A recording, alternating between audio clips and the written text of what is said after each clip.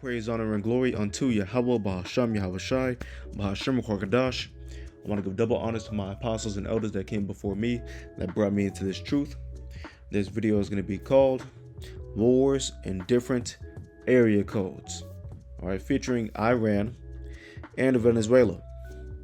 So there's been enough information that's came out in the last week or so concerning the attack on Venezuela and the kidnapping or the capture, whichever way you want to frame it, of Nicolas Maduro as well as his wife.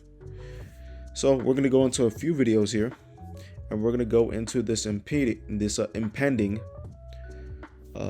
imminent war between Iran as well as the controversy surrounding Venezuela.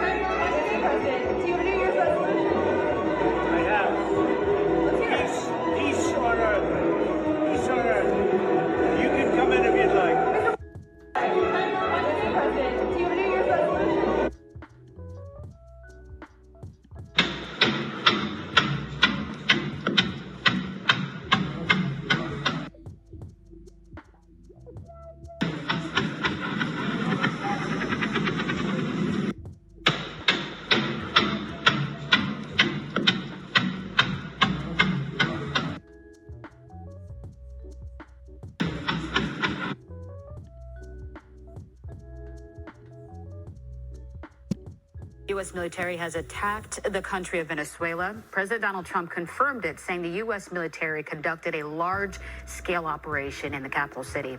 Video obtained from eyewitnesses show fiery explosions at several military bases around 2 a.m. today. Now, it's unclear if there were any injuries or deaths, but the country says those are still being assessed. Now, the president also confirmed the country's leader, Nicolas Maduro, and his wife were captured and then flown out of the country. The president has not yet said where the two were taken or what condition they are in. Attorney General Pam Bondi says the president and his wife will face a slew of charges, including narco-terrorism. Just minutes ago, President Trump called in to Fox and Friends to discuss the strike. He says it has been in the works for days. Why did you make the decision to take out Maduro this morning? And what was Maduro doing when our guys came in on him? So we were going to do this 4 days ago, but the weather was not perfect. The weather has to be perfect. And we had just the perfect weather. We had, very good. A little bit few more clouds than we thought, but it was good. We waited 4 days. We were going to do this 4 days ago. 3 days ago, 2 days ago, and then all of a sudden it opened up and we said go. And I'll tell you, it was just amazing. And what was he doing? He was in a very highly guarded, like a fortress, actually. He was in a fortress. That we had nobody killed was amazing. I think we had nobody killed, I have to say, because a couple of guys were hit, but they came back and they're supposed to be in pretty good shape. But that we had nobody killed, that we lost no aircraft, everything came back. We got it all back. One of them was hit pretty hard, but a helicopter, but we got it back. But it just was the right time to do it. We had to do it because it's a war. We're losing 300,000 people a year. We don't lose that much in a war, okay, if you look. And we had to do it. But all right, the president will discuss the strike at a news conference that will be held later today at Mar-a-Lago. In no part, Mr. Speaker, James Madison warned us that in no part of the Constitution is more wisdom to be found than in the clause which confides the question of war and peace to the legislature and not the executive. Madison called it the crown jewel of Congress. The framers understood a simple truth. To the extent that war-making power devolves to one person, liberty dissolves. If the president believes military action against Venezuela is justified and needed, he should make the case and Congress should vote before American lives and treasure are spent on regime change in South America. Let's be honest about likely outcomes. Do we truly believe that Nicolas Maduro will be replaced by a modern-day George Washington? How did that work out?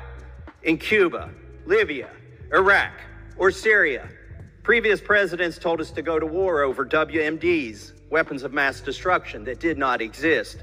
Now it's the same playbook, except we're told that drugs are the WMDs. If it were about drugs, we'd bomb Mexico or China or Colombia, and the president would not have pardoned Juan Orlando Hernandez. This is about oil and regime change. And when it comes to regime change, we've already been down this road with Venezuela with nothing to show for it.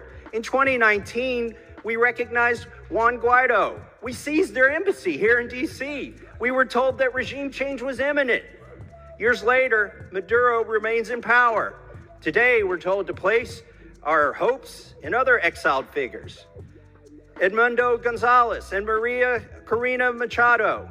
I wish them well, I do.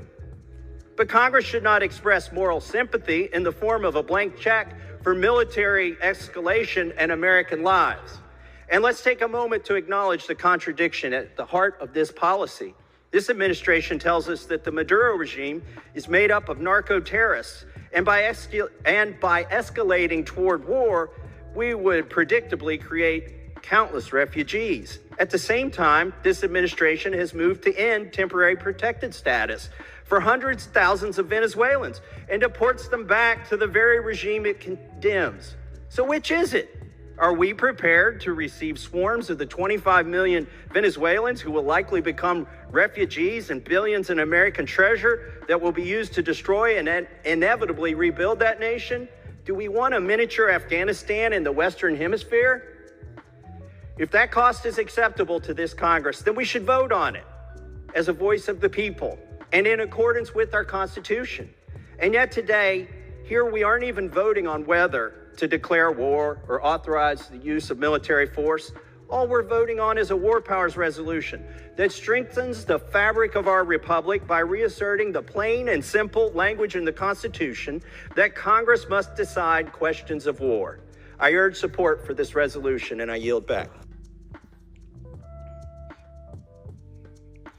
All right, let's go to this last one here. Going into Iran. We are going into Iran. Trump is going to strike them bare minimum.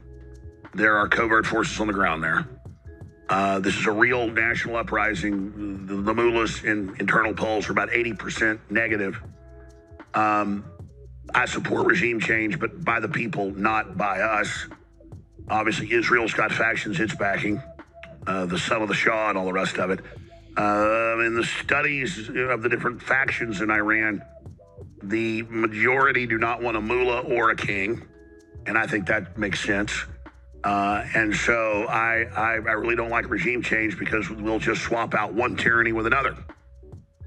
Strangely enough, Rudolph Giuliani over the weekend posted on X the history that the CIA overthrew Iran in '53, a pro-American leader, but he wanted to keep some of the oil money, half of it for the people, Mohammed Mossadegh, Operation Ajax. And then he went on to point out that we installed the Shah, who was very, very oppressive with the Savak, and never really gave them a chance to be a free country. And he said that, he's happy to see what's happening over there, but he really doesn't think we should be involved in picking who's going to be in control. And people said, wow, based Giuliani. Absolutely. So that's my view on this. Yes, I in theory support removing the mullahs, who are absolute dictators and just horrible people, and execute people, who peacefully demonstrate. They've already handed out a bunch of death sentences to people they caught protesting peacefully. That said, the CIA and MI6 are on record. It was declassified in the early 90s. Kermit Roosevelt, the grandson of Teddy Roosevelt, ran the operation. And look what it led to later. And the CIA was also involved because they didn't like Jimmy Carter, who I didn't like either. But the point is, setting him up with the whole hostage thing in '79. And then as soon as Reagan gets in, they turn him loose. I mean, it's you got a lot of footsie going on here. So regardless of that analysis, we'll get into it coming up. Trump does what he says he's going to do when he's in control. When he's in control of a policy on trade or the border, when he's in control of something, withholding federal funds from states that, put men and women's sports, he never falters. He never wavers. Sometimes the courts try to block him. Almost always he overturns it because he's in the right. They check with constitutional lawyers first. But when Trump has the power to do something and he says he's going to do it, he does it. So oil spikes after Trump urges Iranians to keep protesting, says help is on the way. And I got a bunch of news on that front. But the fact that he says keep fighting, help's on the way, you better believe it's already there. Iranian patriots, he said on Truth Social, put it back up, thanks. Iranian patriots, keep protesting, take over your institutions, save the names of the killers and the abusers. They will pay a big price. I have canceled all meetings with Iranian officials until the senseless killing of protesters stops. Help is on its way. Make Iran great again. Miga. Okay, folks, wanted this. We did it. Boom. All right. So that was a decent amount of information there. We have an article that we're going to go into. Now, obviously, I must say fair use. This video is going to receive no monetary compensation, or I will receive no monetary compensation for this video, I should say. This is for educational purposes only. Again, fair use. Now, there is a decent amount of information there concerning the attack by the United States of America on Venezuela, swooping down on them. Trump said that he wasn't 100% sure if any people from the U.S. side were killed or injured, whatever it might be. But we have an update. This is a little over a week ago. Now, as we see here, at least 40 civilians and military personnel were murked as U.S. unleashes Venezuela attack or Venezuela strike. The U.S. Embassy in Venezuela's website, which has been closed since 2019, advised American citizens to stay indoors. The FAA cautioned all commercial and private U.S. pilots that the airspace over Venezuela and the small island nation of Caraco, located just off the country's coast, was restricted due to safety of flight risks associated with ongoing military activity. According to a top Venezuelan official, the strike on Venezuela on Saturday claimed the lives of at least 40 individuals, including civilians and military personnel. The operation came after a months-long campaign by the Trump administration to pressure Venezuelan leader Nicolas Maduro, which included assaults on boats suspected of transporting drugs in the Eastern Pacific and Caribbean, and a significant concentration of U.S. military in the waterways of South America. The first documented direct action on Venezuelan territory since the U.S. started attacks in September was carried out by the CIA last week at a docking location thought to be utilized by drug traffickers in Venezuela. We're not going to go in any further on this article. I'll link this below in the description.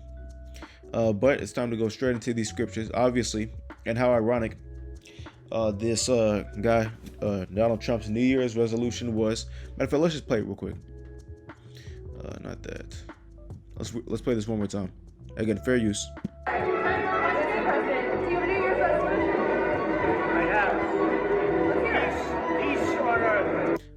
Do you have a New Year's resolution? I have. Peace on earth. More like peace in pieces on earth, right? Now let's go to Genesis chapter 27. I want to go to, 38? We can go to 38.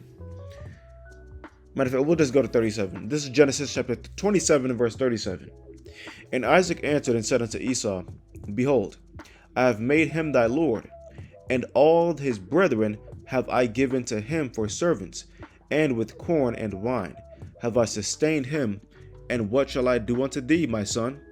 And Esau said unto his father, Hast thou but one blessing, my father? Bless me, even me also, O my father. And Esau lifted up his voice and wept. And Isaac his father answered and said unto him, Behold, thy dwelling shall be the fatness of the earth, and of the dew of heaven from above. And by thy sword shalt thou live, and shalt serve thy brother. And it shall come to pass, when thou shalt have the dominion, that thou shalt break his yoke from off thy neck. Now, obviously, as you can see, Esau Edom has pulled up on the scene in Venezuela. Esau Edom has prepared strikes, as Alex Jones mentioned earlier, on Iran, and they're egging on the Iranian regime, or the Iranian people, and they keep on acting as if they care so much about the Iranian citizens. But in actuality, they're just looking to mark out Iran. That's what's really in their hearts. Let's go to Psalms 55. This is the book of Psalms, chapter 55, and verse 19. And the NLT is what I wanted.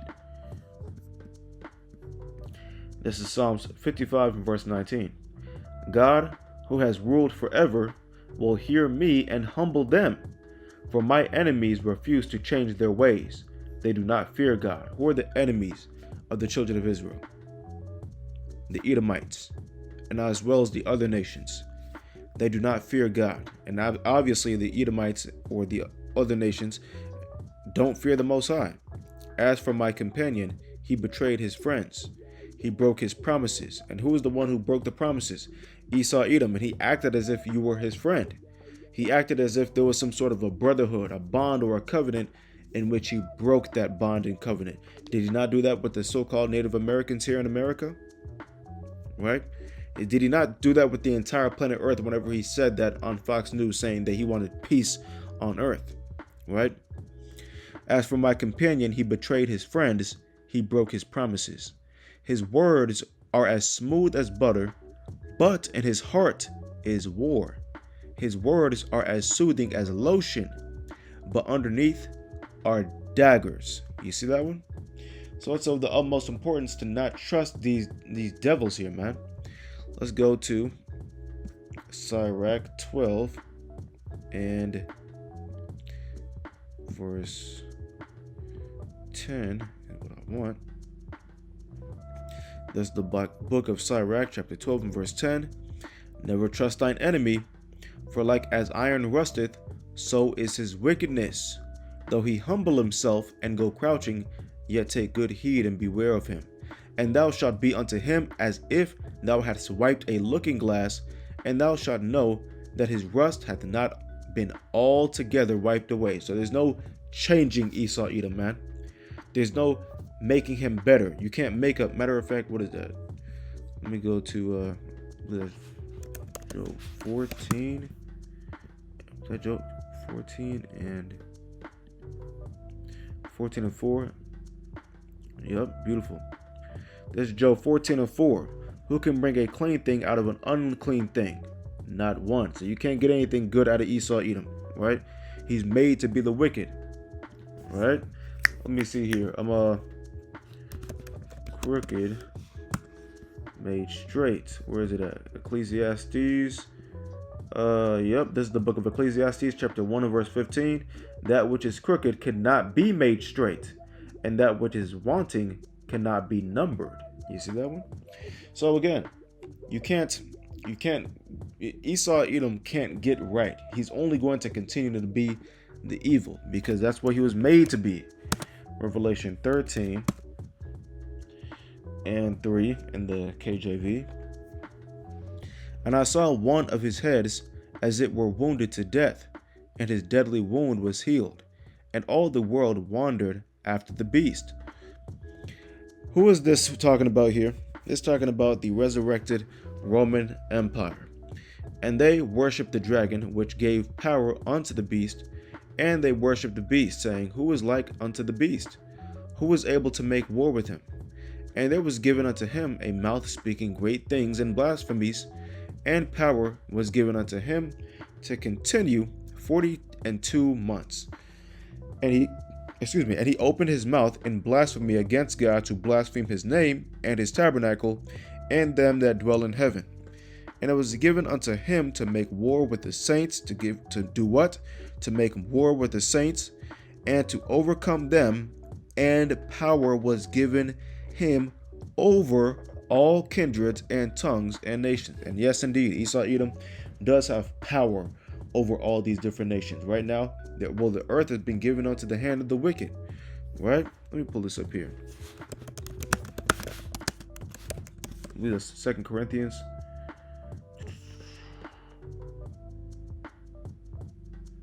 Is it right here? Beautiful. This is Ephesians chapter 2 and verse 2. Wherein in time past ye walked according to the course of this world, according to the prince of the power of the air. Who is the prince of the power of the air? The spiritual demon Satan. And right now his physical counterpart, or the vessel that Satan is using to galvanize his troops to bring forth more wickedness all over the earth, is Esau Edom, the so-called white man. It's very clear. The spirit that now worketh in the children of disobedience. And who's that talking about? Again, the Edomites. Right?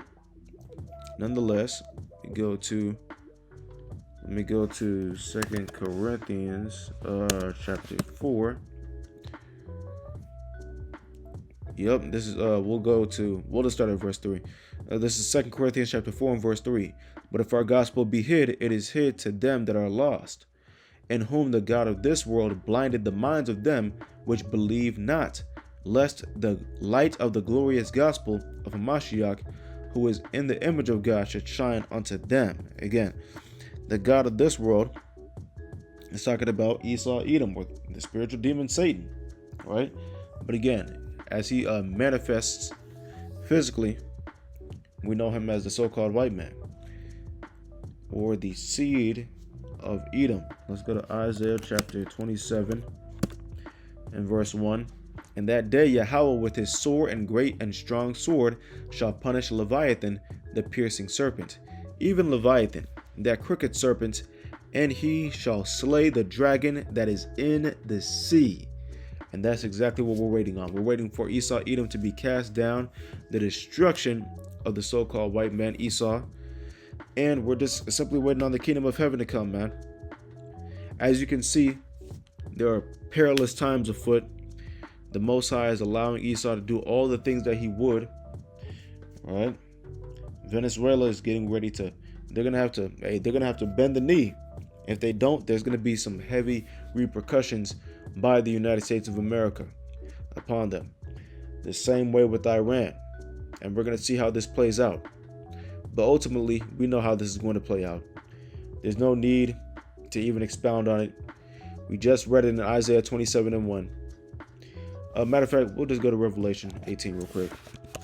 Revelation 18 and 2. And he cried mightily with a strong voice, saying, Babylon the great is fallen, and is become the habitation of devils, and the hold of every foul spirit, and a cage of every unclean and hateful bird. That's the Slakia. What is it? That's the fate of Babylon the Great. Okay, to become a dunghill, all right, to become completely destroyed and fall to the ground and never rise again. That is the fate, or the destiny is the word I was looking for. Destiny of Babylon the Great, and nothing else. Nonetheless, I want to give all praise, honor, and glory unto Yahweh, Bahasham, Yahushai, Bahasham, Kadash. I want to give double honors to my apostles and elders that came before me, that brought me into this truth. Lord willing, this is edifying to the hopeful elect out there putting in this work. Continue to put in this work. Again, until next time, I say shalom.